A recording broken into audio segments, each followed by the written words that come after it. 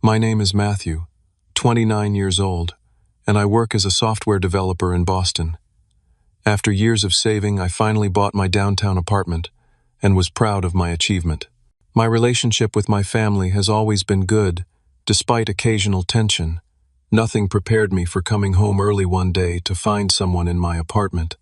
That moment changed everything. My boundaries were violated by the people I trusted most, and I had to make a decision that altered our family dynamic forever.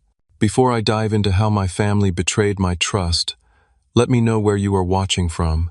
Hit like and subscribe if you have ever had to stand up for yourself against family who crossed the line. I grew up in a middle-class home in suburban Massachusetts. My childhood was comfortable if not lavish. My parents Robert and Linda worked hard to provide for me and my younger sister Ashley. Dad worked in insurance while Mom taught elementary school. We lived in a modest 4-bedroom house with a small backyard where we had barbecues in summer and built snowmen in winter. As a kid, I was always the responsible one. I got good grades, participated in computer club, and saved my allowance. By contrast, Ashley was more free-spirited. She changed hobbies weekly, spent money as soon as she got it, and relied on charm to get out of trouble. My parents found her spontaneity endearing while they appreciated my reliability but took it for granted. When it came time for college, I chose the state university to study computer science. It was affordable and had a solid program. I worked part-time at the campus IT department to minimize student loans and spent weekends coding personal projects rather than partying. Those 4 years were tough but rewarding, and I graduated with decent grades and manageable debt. My first job out of college was an entry-level position at a software company. The pay was average, but I saw it as a stepping stone. I lived in a tiny studio apartment with roommates, ate ramen noodles most nights, and put every spare dollar toward paying off student loans. Meanwhile, Ashley dropped out of community college after 3 semesters, cycled through retail jobs, and moved back home with our parents. Over the next 5 years, I worked my way up to senior developer. Each promotion came with more responsibility and better pay. I started building an emergency fund, then a down payment fund. By 27, I had saved enough to buy my own place. It was a small 1-bedroom apartment in a desirable neighborhood downtown, but it was mine. The closing day when I got those keys was one of the proudest moments of my life. My relationship with my family remained steady through these years. Sunday dinners at my parents' house were a tradition.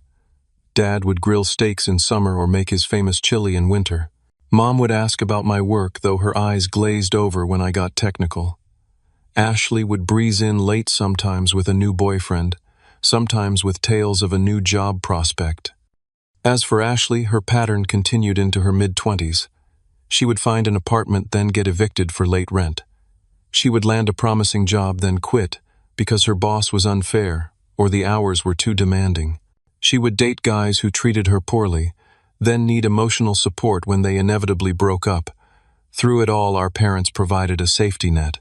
They paid her security deposits, covered her rent when she was short, and welcomed her home between apartments. I noticed a shift in my parents' behavior after I bought my apartment. What started as pride in my achievement gradually morphed into expectations. If I could afford my own place, surely I could help Ashley more. If I had a spare couch, maybe Ashley could stay there when she was between apartments. If I had extra space in my closet, perhaps I could store some of Ashley's things. 3 months ago, we had a family dinner where this tension came to a head. Ashley had just been let go from her waitressing job for too many late arrivals. Her landlord was threatening eviction for unpaid rent. Mom served lasagna, my favorite, which should have been my first clue she wanted something. Dad poured wine generously. The conversation started casually enough. Mom mentioned how nice my apartment was and how I had that comfortable couch. Dad talked about family sticking together during tough times. Then they suggested I let Ashley stay with me until she got back on her feet. I had anticipated this request and prepared my response. I offered to help Ashley with her resume, to introduce her to contacts in customer service roles, to coach her on interview skills. What I would not offer was my home. I valued my space, my routine, my privacy. The temperature in the room dropped. Mom pushed the lasagna toward me, no longer meeting my eyes. Dad refilled his wine glass, his knuckles white around the stem. Ashley looked between us all, tears welling up.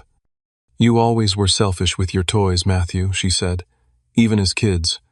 Dad cleared his throat. "Your mother and I helped with your down payment. Did you forget that?" They had contributed $5,000 toward my closing costs, a generous gift I had thanked them for repeatedly. But it represented less than 5% of what I had saved and paid myself. "I appreciate that help," I said carefully. "But my apartment is my personal space. I need it for my mental health and work performance. I can help Ashley in other ways." Mom sighed, that martyred sigh I knew so well. "We raised you to value family above material things. I guess those lessons did not stick." The evening ended awkwardly with promises to think about things and talk more later. On the drive home, I felt the familiar weight of guilt they had always been skilled at placing on my shoulders. But I also felt something new: resentment at the assumption that my boundaries were less important than Ashley's needs. In the weeks that followed, I noticed small disturbances in my apartment. Food I did not remember eating was missing from my refrigerator. Items on my coffee table were rearranged. Sometimes I caught unfamiliar scents like perfume or cigarette smoke. I attributed these oddities to stress and overwork. Perhaps I was becoming forgetful due to long hours coding. Then one day, my neighbor George mentioned seeing my family members entering my apartment. "Nice of your folks to check on your place while you work those long hours," he said in the elevator. I froze. "My parents? When?" "Oh, different times," he shrugged. "Usually weekday afternoons. Your sister was with them once or twice." I thanked him casually, not wanting to reveal my confusion. As the elevator doors closed, I felt a chill run down my spine. My parents had a spare key for emergencies, only which I had given them reluctantly when I first moved in. They had never mentioned using it. As far as I knew, they had never given my sister access to my apartment. Yet something was clearly happening behind my back.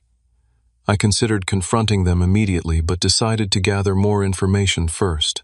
Little did I know how quickly the situation would escalate. The following Tuesday, a client meeting was unexpectedly canceled.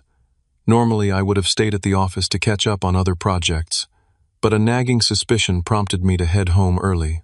As I approached my apartment door around 2 in the afternoon, I heard sounds that stopped me: cold television, laughter, and someone moving around inside. With my key in the lock, I hesitated momentarily, feeling like an intruder in my own home. When I finally pushed the door open, the scene before me was surreal.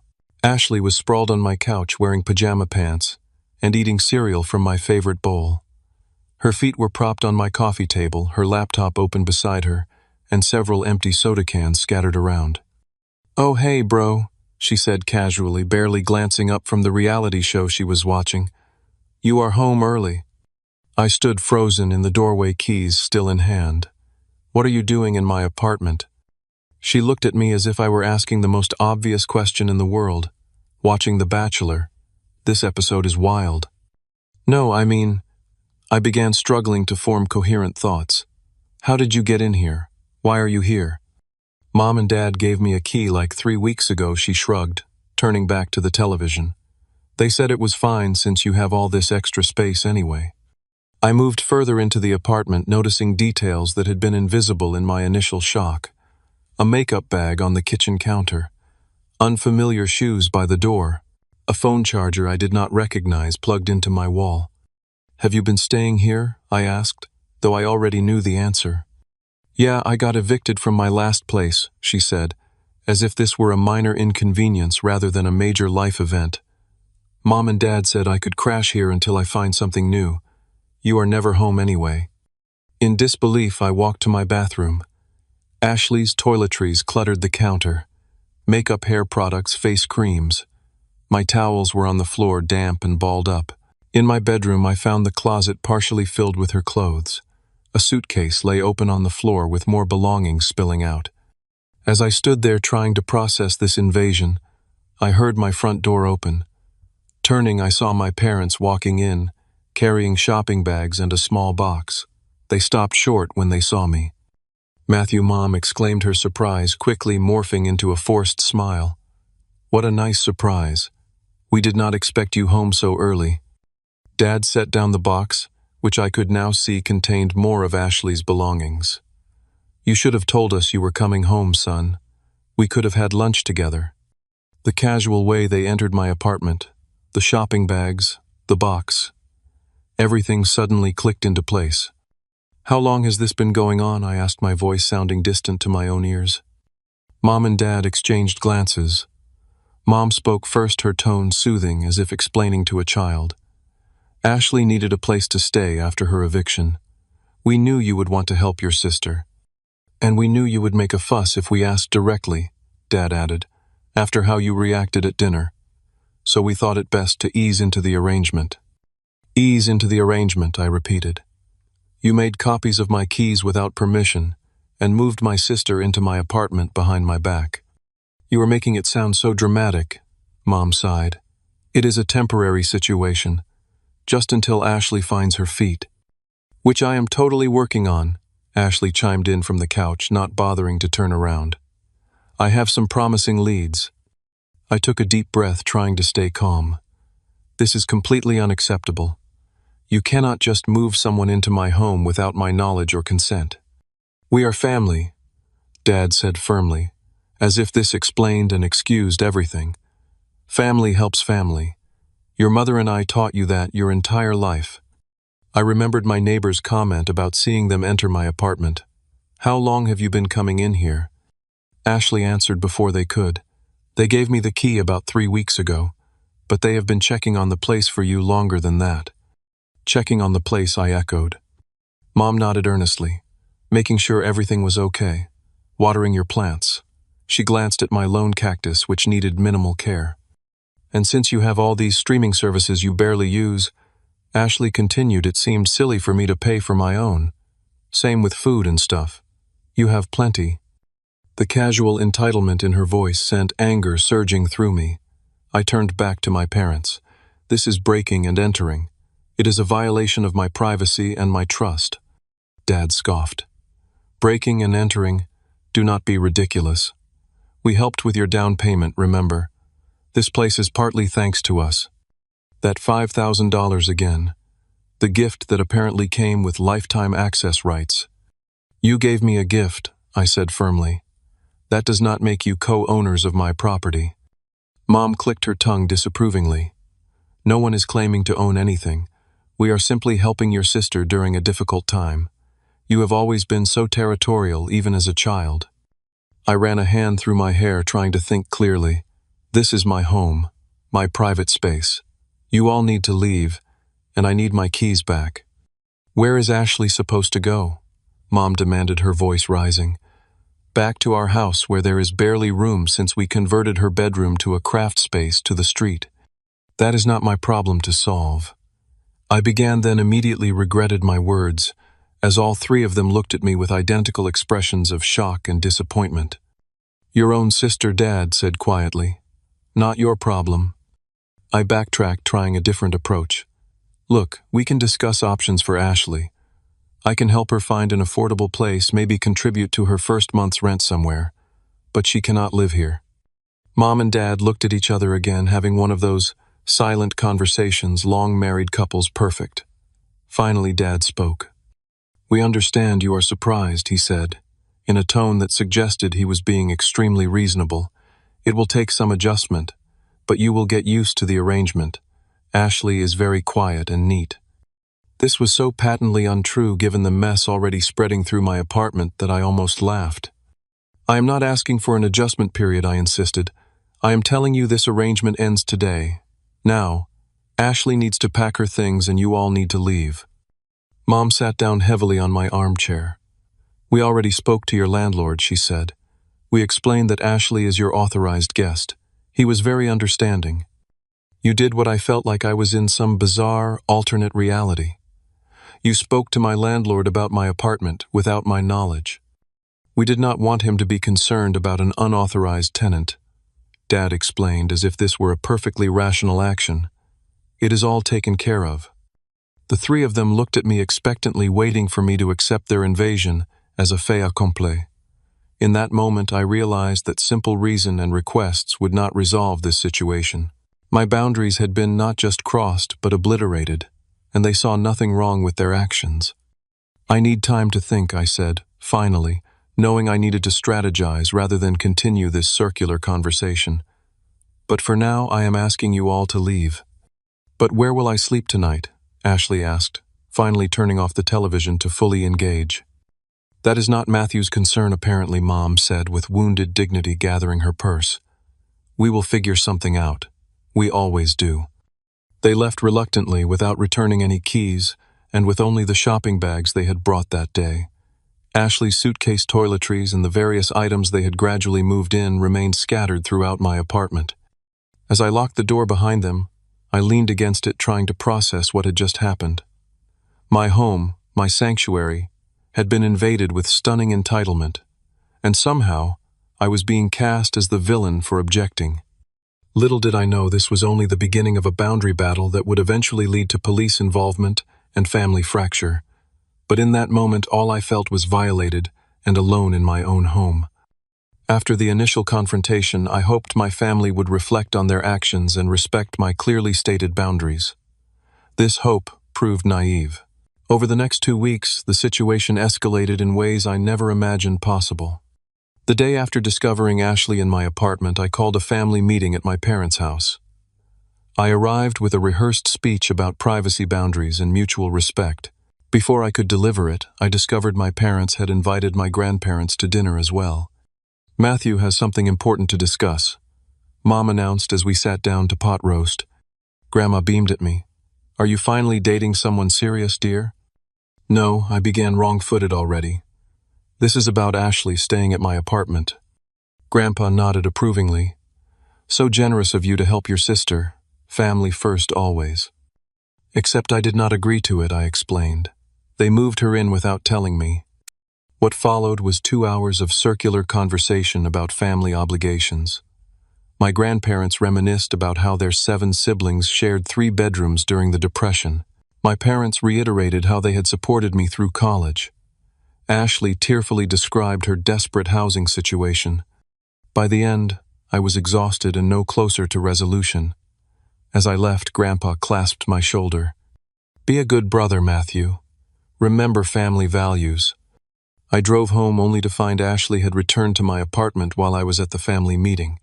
She was using my computer, claiming her laptop battery was dead. The next day, I discovered she had used my expensive face wash and cologne. When I confronted her, she rolled her eyes. "We are siblings. We shared a bathroom growing up. What is the big deal?" The following evening, I came home to find Ashley hosting 3 friends for a movie night. They were drinking my craft beer and had ordered pizza on my account. When I objected, one friend looked confused. "Ashley said you were cool with her staying here, that you guys were close." The violations continued. I found my personal journal had been moved from its drawer. My financial documents were disorganized. A collector's edition action figure I kept in its original packaging was broken, with Ashley claiming it was an accident. The final straw came when I discovered half of my whiskey collection had been consumed. These were special bottles I had collected over years, some gifts from clients, others rare finds from distillery tours. I confronted Ashley, who shrugged it off. "I replaced it with cheaper stuff. You cannot even tell the difference." I began researching tenant rights and unauthorized occupancy. I learned that in Massachusetts, even squatters gain certain rights after 30 days of residence. This alarmed me enough to contact my landlord directly. Mr. Stevens was sympathetic, but cautious. "Your parents seemed very concerned about you," he explained. "They said your sister needed temporary emergency housing due to domestic issues. I assumed you had authorized it." "I absolutely did not," I clarified. "And there were no domestic issues. She was evicted for not paying rent." He frowned. "That puts me in an awkward position. Your lease clearly states no unauthorized tenants. This could potentially be grounds for your eviction." This new threat to my housing stability pushed me to call another family meeting. This time I held it at a neutral coffee shop and came armed with printouts of my lease agreement, tenant laws, and a list of affordable housing options for Ashley. My parents arrived late, and immediately went on offense. "We have discussed this as a family," Dad announced before I could speak. "If you force Ashley out, we will have no choice but to tell the entire extended family how you abandoned your sister in her time of need." Mom nodded grimly. "Thanksgiving, Christmas, family reunions. Everyone will know." Ashley dabbed at her eyes with a napkin. "I have nowhere else to go." I pushed the list of housing options toward her. "You have at least 5 viable alternatives here. I am willing to help with application fees and security deposits." She glanced at the list and pushed it back. "None of these are in good neighborhoods, and they are all studios or roommate situations. I need my own space." The irony of this statement, given how she had invaded my space, was apparently lost on her. Dad leaned forward. "Son, I do not think you understand. We never saw that apartment as truly yours. We contributed to it, we have a stake in it. A $5,000 stake, in a place that cost 20 times that I pointed out." Mom touched my hand. "Family resources should be shared. When your father and I pass someday, the house will be split between you and Ashley. This is no different." This comparison made no sense, but before I could argue further, Ashley dropped another bombshell. "Plus, Tyler stays over sometimes. He cannot stay at his parents' place because they are super strict." Tyler, her boyfriend of 3 months who I had met exactly once. A 26-year-old part-time DJ with a neck tattoo and a perpetual vape pen. "Tyler has been in my apartment." I clarified, my voice rising. "Just sometimes," Ashley said defensively. "He is super respectful of your stuff." I later discovered this was a lie. Tyler had been staying over frequently, using my gaming system, eating my food, and even wearing my clothes when he did not have clean laundry. The situation at home deteriorated rapidly. I found myself sleeping on my own couch because Ashley had taken over my bedroom, claiming the mattress in the living room hurt her back. My work performance suffered as I lost sleep and focus. My normally tidy apartment became cluttered with Ashley's belongings, takeout containers, and laundry she never quite got around to putting away. One evening, I came home to find Tyler alone in my apartment, feet on my coffee table, using my laptop. "Where is Ashley?" I demanded. "Work shift," he mumbled, not looking up from whatever he was doing. "She said I could chill here." When I told him to leave, he became confrontational. "Look, man," your sister said. "It was cool. You need to learn to share your toys, rich boy." Rich boy. As if my modest apartment purchased through years of saving and sacrifice made me Scrooge McDuck swimming in gold coins. "Get out," I said firmly. He stood, puffing up his chest. "Or what you gonna call mommy and daddy?" I stepped aside from the door. "Leave now, or I call the police." He laughed, gathering his belongings with deliberate slowness. "Yeah, right. Ashley told me how your parents have your back on this. You would not dare." After he finally left, I did a sweep of the apartment and discovered several disturbing things. My credit card statement showed purchases I had not made. My passport and birth certificate had clearly been handled in my desk drawer. Most alarmingly, I found a partially completed application for an apartment transfer in my name, requesting a 2-bedroom unit in the same building at my expense. The next day, I received an email from my supervisor expressing concerns about my recent performance and focus. 3 coding errors had made it to production in the past week, something that had never happened before. That night, I could not sleep. The apartment I had worked so hard for no longer felt like mine. Every surface held evidence of invasion. Every item felt contaminated by unauthorized use. The psychological toll was becoming unbearable. I scheduled an emergency session with my therapist, Dr. Rivera, who helped me see the situation clearly. "What you are describing is not just boundary violation, Matthew," she said. "It is a form of emotional abuse. They are gaslighting you into believing your completely reasonable boundaries are selfish and wrong." "But they are my family," I protested weakly. "Family should respect you, not exploit you," she countered. "What would you advise a friend in your situation?" The answer was clear. Document everything, secure the space, and if necessary, involve authorities. The thought made me sick to my stomach, but I was running out of options. I sent a final warning text to my parents. "And Ashley, I have not given permission for anyone to enter or live in my apartment. Any further entry without my explicit invitation will be considered trespassing. Please return all keys immediately. Their responses were illuminating. Mom sent a laughing emoji followed by, "Stop being so dramatic." Dad wrote, "Family does not trespass on family." Ashley did not respond at all, but posted Instagram stories from my apartment captioned, "New place vibes," with the location tagged. 2 days later, I came home to find Ashley, Tyler, and 2 of their friends smoking inside my apartment. The smoke detector had been disabled. Beer cans littered my kitchen. Someone had spilled red wine on my area rug, and Tyler was wearing my favorite sweater. As I stood in the doorway, taking in the scene, I knew I had reached my breaking point. The time for family meetings and reasonable discussions was over. I needed to take decisive action to reclaim my home and my sanity. After finding Tyler and friends smoking in my apartment, I spent the night at my friend Jacob's place. Jacob worked as a paralegal at a law firm specializing in tenant rights, and his advice proved invaluable. "What your family is doing is unequivocally illegal," he told me as we sat in his kitchen. "Breaking and entering, trespassing, possible identity theft with that apartment transfer application. These are serious offenses." "But they are my family," I said, for what felt like the 100th time. "I do not want to ruin their lives." Jacob fixed me with a steady look. "They do not seem concerned about ruining yours." He helped me understand my legal options. I could file for a restraining order. I could pursue civil action for damages.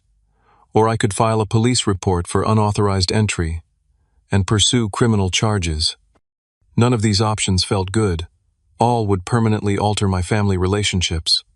But continuing as things were was destroying my mental health, threatening my job, and could potentially lead to my own eviction. The next day, I took the first step by changing my locks. I hired a locksmith who assured me the new keys could not be duplicated without my written authorization. I felt a small sense of security as the new deadbolt clicked into place. That security lasted exactly 26 hours. I returned from work the following evening to find Ashley once again lounging in my living room. "How did you get in?" I demanded, staring at the intact new locks. She smirked. "Mom and Dad talked to the building manager. They told him they were helping you through a mental health crisis and needed access for your own safety.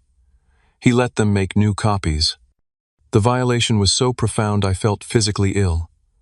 My own parents had lied about my mental health to override my explicit boundaries. I began documenting everything.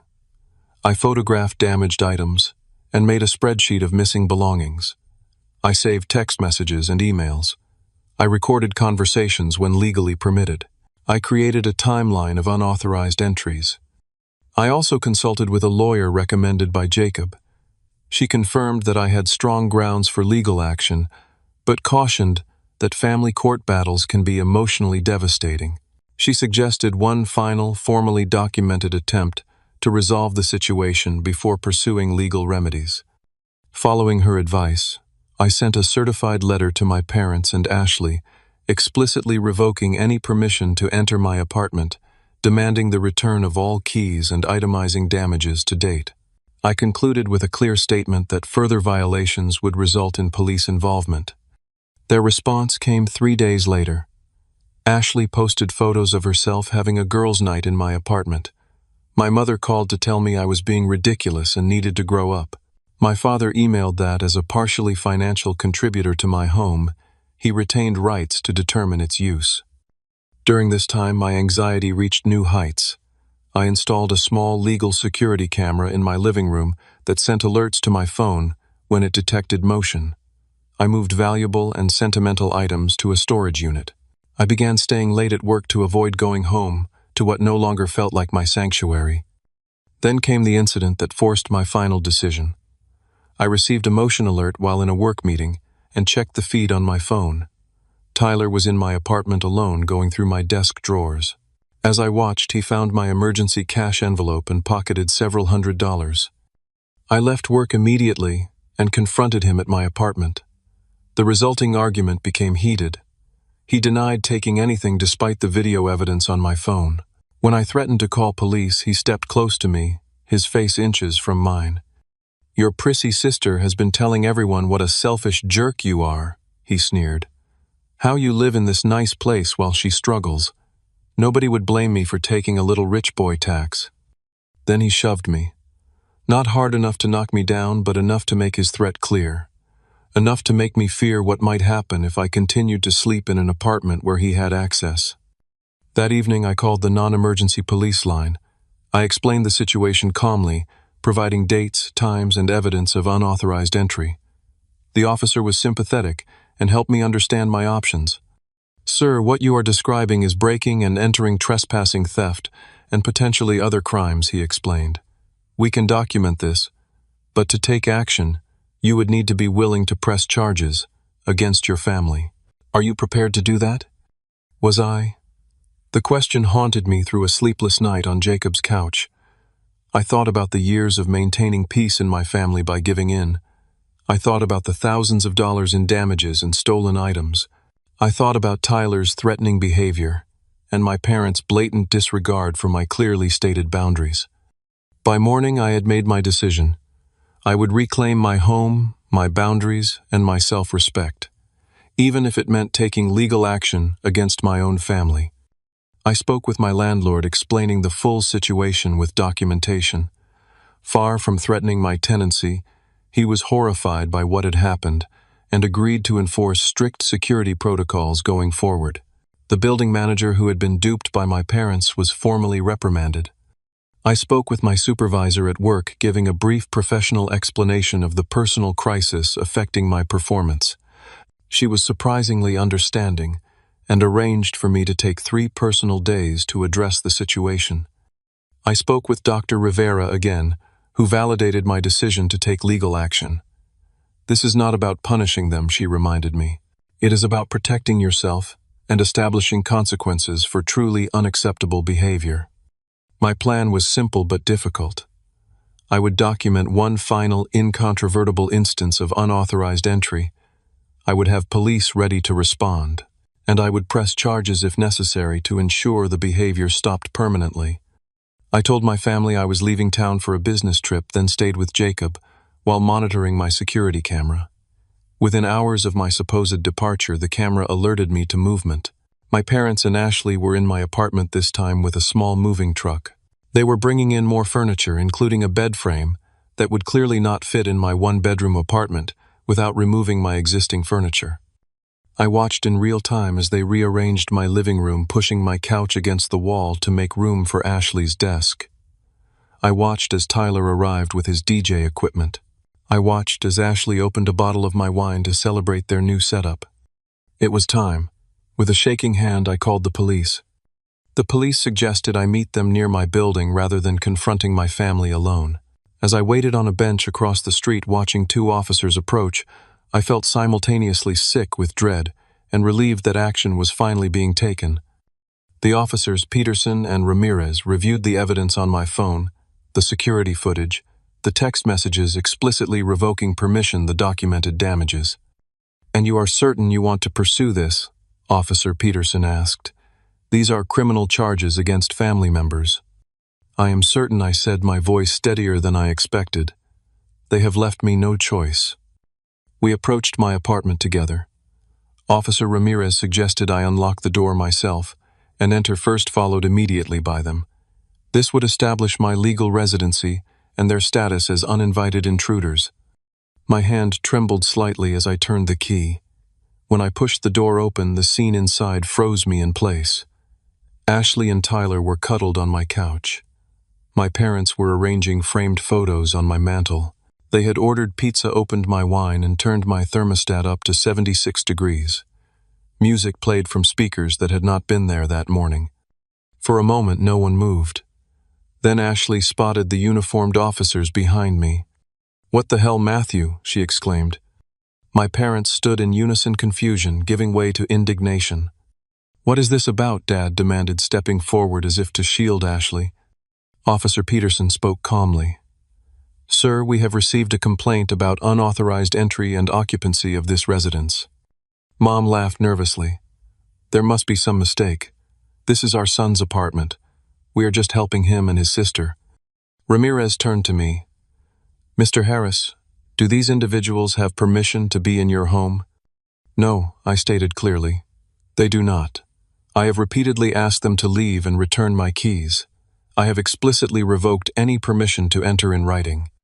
My mother gasped. Matthew James Harris, what are you doing? Officer Peterson continued professionally. May I see identification from everyone, please?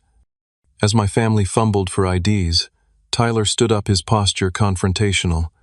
This is ridiculous. We were invited. That is not my understanding, Ramirez replied evenly. Mr. Harris has provided evidence that he explicitly prohibited your presence here. Ashley began to cry, looking between me and the officers. He is my brother. This is what families do. They help each other. Mom rushed to her side, putting an arm around her shoulders while glaring at me. I cannot believe you would do this to your own sister. To us, after all we have done for you. Dad approached me directly, lowering his voice.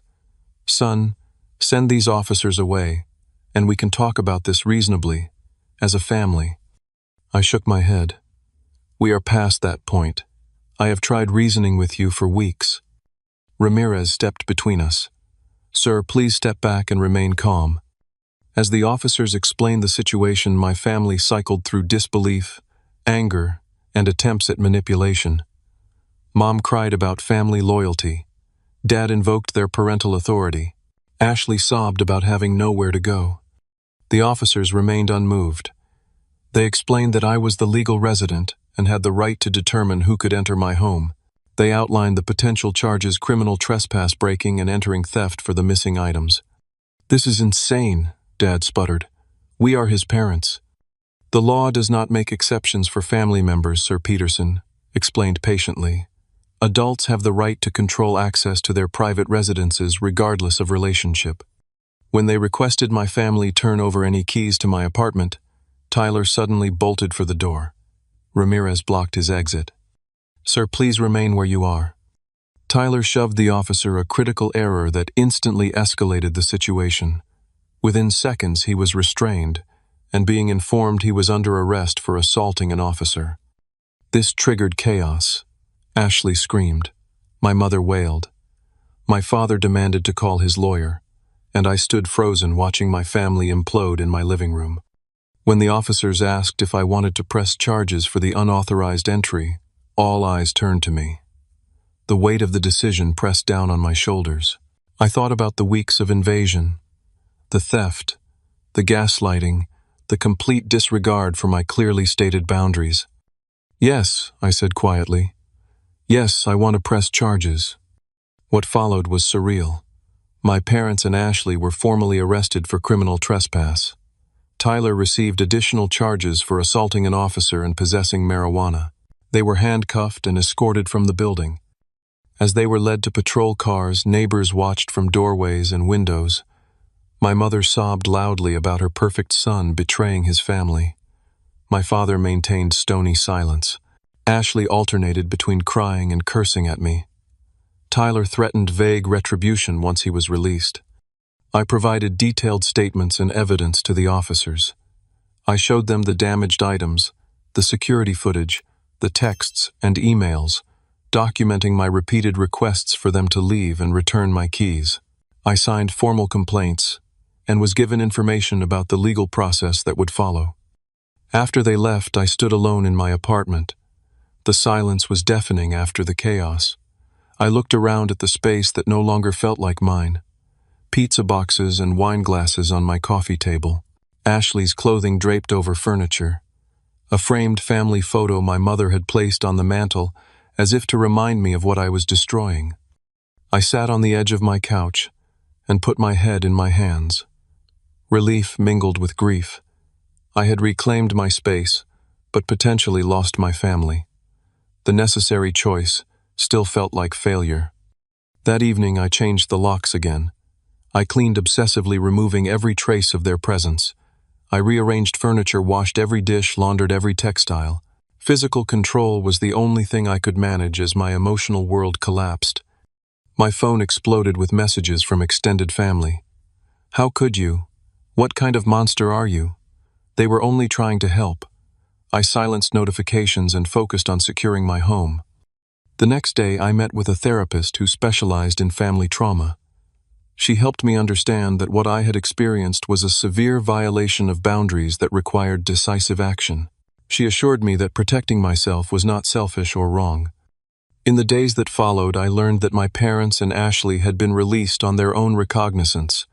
Tyler, with a previous record, remained in custody longer. Preliminary court dates were set. My lawyer advised me on restraining orders and civil suits for damages. The immediate crisis had passed, but the aftermath was just beginning. I had enforced my boundaries in the most definitive way possible. Now I had to live with the consequences of that necessary but painful decision. The legal proceedings began 2 weeks after the arrests. My parents and Ashley were charged with criminal trespass, a misdemeanor in Massachusetts. Tyler faced more serious charges due to his confrontation with the officer and prior record. I attended the arraignment with my lawyer sitting at the back of the courtroom. My family did not acknowledge me. Mom wore church clothes, as if dressing respectably might influence the judge. Dad looked older than I remembered, his shoulders hunched. Ashley kept her eyes down, none of her usual bravado present. They pleaded not guilty, were released on continued personal recognizance, and received strict orders not to contact me or come within 100 feet of my residence. The judge set a pre-trial conference date for 30 days later. As they left, the courtroom extended family members who had come for support glared in my direction. Aunt Susan, my mother's sister, made a point of walking past me. "I hope you are satisfied," she hissed. "Your mother has not slept in days." I said nothing, letting her pass. My lawyer patted my shoulder sympathetically. The family fallout was immediate and intense. My phone filled with voicemails and texts from relatives taking sides. Most supported my parents, operating on limited information and family loyalty. Uncle Rick called me selfish and entitled. Cousin Emma suggested I needed psychological help. Grandma expressed deep disappointment in the most guilt-inducing terms possible. A few reached out more neutrally. Grandpa called to say that while he did not understand my actions, he loved me and hoped for reconciliation. Cousin Marcus texted that he had seen Ashley take advantage of family goodwill for years and understood my frustration, though not my methods. The most surprising support came from my mother's younger brother, Uncle James. He called late one evening after the arraignment. "I saw something similar with your Aunt Karen years ago," he said quietly. "Not as extreme, but the same pattern. Your mother and father have always enabled Ashley at others' expense. I wish you had not needed to involve police, but I understand reaching your breaking point." His understanding was a small comfort in the storm of family condemnation. At work, I requested temporary remote status, unable to face colleagues after taking personal days for what had become a family legal drama. My supervisor agreed, asking few questions beyond whether I needed additional support. I threw myself into coding, finding solace in logical problems with clear solutions, unlike the emotional morass of my personal life. Physical symptoms manifested as the stress continued. Insomnia left me exhausted. My appetite vanished. Tension headaches became constant companions. I startled at every sound in my apartment, half expecting to find intruders despite the new locks and security system. Dr. Rivera, my therapist, diagnosed acute anxiety triggered by the invasion of my safe space. She prescribed coping techniques and suggested short-term medication, which I reluctantly accepted. She also helped me see the situation with clarity. "Your family violated your boundaries so completely that you had no choice but to establish consequences," she explained. "Their reaction now is about losing control over you, not about love." This perspective helped, but did not ease the loneliness. Friends tried to understand, but most had functional family relationships that made my situation seem bizarrely extreme. Jacob remained my strongest support, offering both legal insights and emotional solidarity.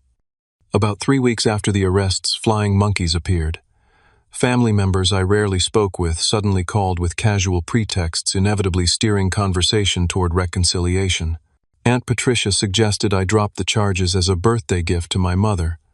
Cousin David invited me to dinner, then ambushed me with my parents waiting at the restaurant. I left immediately. The most direct attempt came from my father's best friend Tom, who appeared at my office building one afternoon.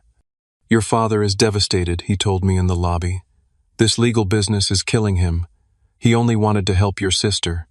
Surely there is a better way to resolve this."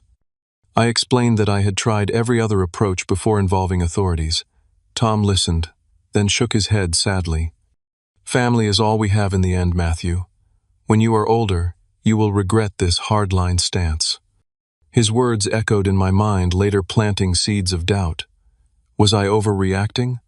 Was family peace worth sacrificing my boundaries and self-respect, Doctor? Rivera helped me recognize these thoughts as the result of lifelong conditioning to prioritize family harmony over my own well-being. The professional impact became clear when my annual review occurred during this period. My supervisor noted my recent performance issues while acknowledging the personal circumstances. My usual exemplary ratings dipped to satisfactory. The promotion I had been working toward was delayed by at least 6 months. Meanwhile, I learned through the legal process that the damages to my apartment and possessions exceeded $3,000. The credit card charges Ashley and Tyler had made without permission totaled nearly $2,000 more. The emotional cost remained incalculable. As the pre-trial conference approached, my lawyer received communication from my parents' attorney. They wanted to discuss a plea agreement that would minimize legal consequences. My participation and perspective would be considered by the district attorney. I agreed to a meeting, curious about their position after weeks of silence. We gathered in a conference room at my lawyer's office, me and my attorney on one side, my parents Ashley and their lawyer on the other. The physical distance of the table between us felt symbolic of the new reality. Their attorney spoke first, outlining a proposed resolution.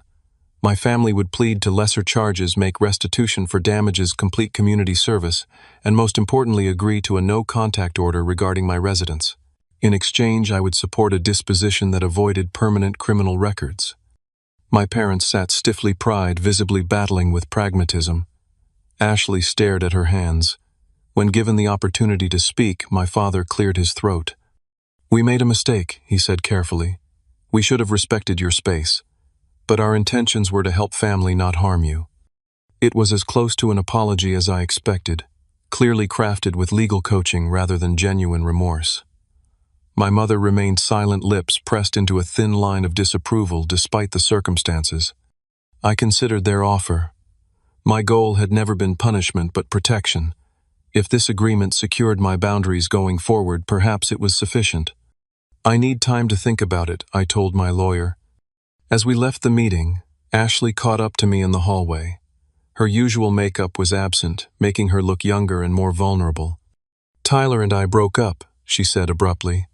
"After what happened, he wanted me to blame you for everything, but I know I messed up too." It was the closest thing to accountability I had heard from any family member. I nodded acknowledgement, but maintained my distance. "I am staying with Grandma and Grandpa," she continued. "They are making me get a real job and contribute to expenses. It's actually kind of good for me, I think." "I am glad to hear that," I said carefully. She hesitated, then spoke quickly.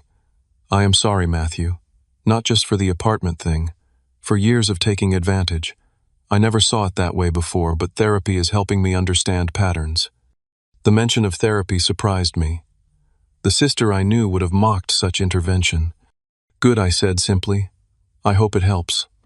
As Thanksgiving approached, I faced my first holiday season estranged from family. Traditional gatherings at my parents' house were clearly impossible given the legal situation and no contact orders. Friends offered to include me in their celebrations, but the thought of witnessing normal family interactions felt more painful than being alone. I decided to volunteer at a community dinner, finding unexpected comfort in helping others while avoiding my own empty apartment. As I served mashed potatoes to strangers, I reflected on the bizarre turn my life had taken in just a few months.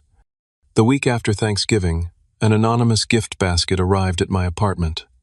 The card simply read, "Family who understands."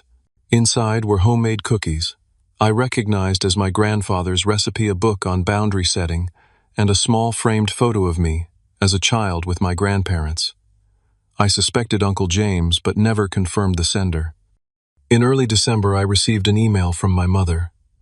Unlike her previous communications, this one was reflective rather than accusatory. "Matthew," she wrote, "the counseling required by the court has helped me see things differently. I have always prided myself on being a good mother, but I realize now that I enabled Ashley's dependence while disrespecting your independence. I am truly sorry for violating your home and trust. I hope someday you can forgive me, but I understand that will take time and consistent changed behavior on my part." The email was shocking in its self-awareness.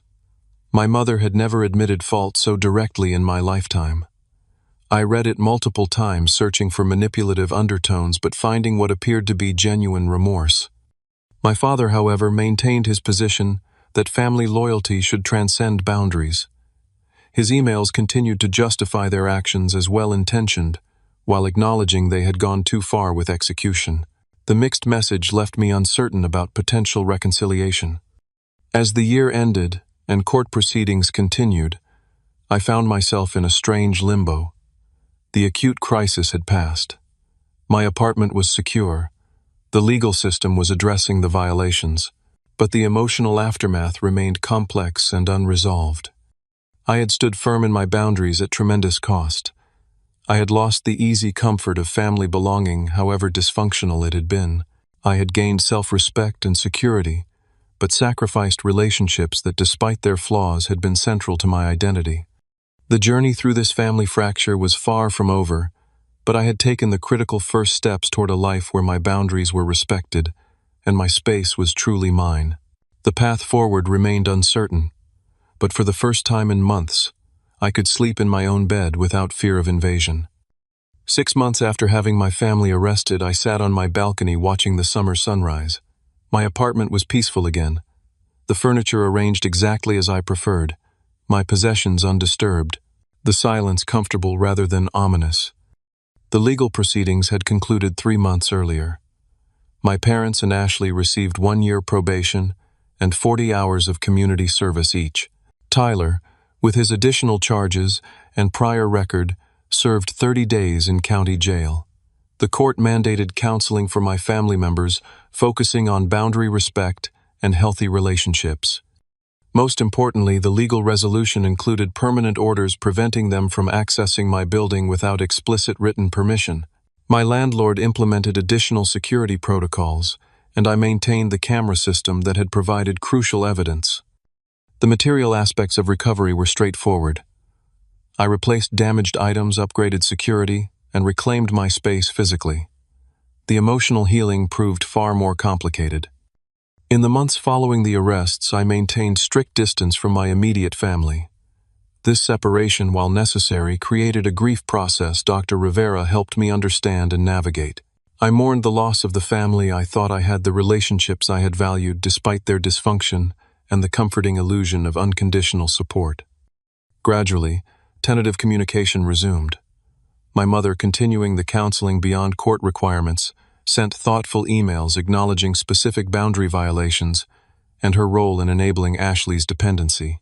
Her messages contained no expectations or demands, just reflections on her growth and hopes for eventual reconciliation. My father progressed more slowly. His first communications focused on how difficult the situation had been for them, subtly shifting blame while technically apologizing. Over time, with continued counseling, his messages became more genuinely accountable. In our most recent exchange, he finally acknowledged that their actions had been not just misjudged but fundamentally wrong. "We should never have entered your home without permission, regardless of our intentions," he wrote. "Your boundaries deserve respect, not because of laws or consequences, but because you are an adult worthy of basic dignity. I failed to see that, and I am truly sorry." Ashley experienced perhaps the most dramatic transformation. The court ordeal served as a wake-up call about the consequences of her lifelong pattern of dependency and entitlement. She moved permanently into a modest apartment, with a roommate, maintained steady employment for the first time in her adult life, and continued therapy voluntarily. 3 months ago, we met for coffee in a neutral public location. The sister across the table was almost unrecognizable in her demeanor. She took full responsibility for her actions, detailed the steps she was taking toward independence, and asked thoughtful questions about my boundaries for any future relationship. "I am not asking for things to go back to how they were," she said carefully. "That relationship was unhealthy. I want to build something new based on mutual respect." My relationship with extended family evolved as well. Some relatives maintained their condemnation, unable to see beyond the shocking act of involving police in a family matter. Others, witnessing the positive changes in my parents and sister, gradually resumed contact with new understanding of the situation. Grandpa called on my birthday, his voice warm with reconciliation. "You stood your ground when it would have been easier to give in. I respect that, even if I did not understand it at first." Throughout this journey, I learned critical lessons that transformed my approach to all relationships. Documentation proved essential. Without clear evidence of the violations and my explicit revocation of permission, the legal remedies might have been unavailable. This principle extended beyond family issues to work boundaries, friendships, and romantic relationships. Boundaries require enforcement. Simply stating limits was insufficient when dealing with people accustomed to overriding them. Concrete consequences, while painful to implement, were necessary for real change. Enabler relationships form complex systems. My parents' enabling of Ashley created a destructive dynamic that could only change when all parts of the system were disrupted. My participation in this system, through reluctant accommodation, had allowed it to continue. True love includes respect. Family love without basic respect for autonomy and boundaries is not healthy love at all, but a form of control masquerading as care. The most profound change occurred within me. I no longer felt guilty for protecting my space and enforcing my boundaries. I recognized that my needs and limits were valid, not selfish. I developed confidence in my judgment about violations, rather than allowing others to define what I should tolerate. My apartment, once a crime scene of family betrayal, became my sanctuary again. I reclaimed it through both legal means and psychological healing. Each piece of furniture arranged to my preference, each undisturbed drawer and closet, represented not just physical control but emotional liberation. 6 months after the arrests, I invited a small group of friends over for dinner. As we enjoyed food and conversation in my peaceful space, a friend remarked on how settled and content I seemed. "You have been through something most people cannot imagine," she said. "But you came out stronger." Later that evening, alone again, I reflected on the painful journey from violation to reclamation. The path had been more difficult than I could have anticipated. The cost in family relationships higher than I would have chosen. But the result was a life where I could breathe freely in my own space, confident that my boundaries would be respected. If you have ever faced the impossible choice between family peace and personal boundaries, I hope my story helps you feel less alone. Standing firm when those closest to you violate your trust is excruciating but sometimes necessary. True reconciliation can only happen when all parties acknowledge reality and commit to change. Have you ever had to take drastic measures to protect your boundaries? Share your experience in the comments below. If this story resonated with you, please like and subscribe for more real-life lessons about family dynamics and personal growth. And if you know someone struggling with similar boundary violations, share this video to let them know they are not alone in these difficult decisions. Thank you for listening to my journey. And remember, loving yourself enough to enforce boundaries is not selfish, it is essential.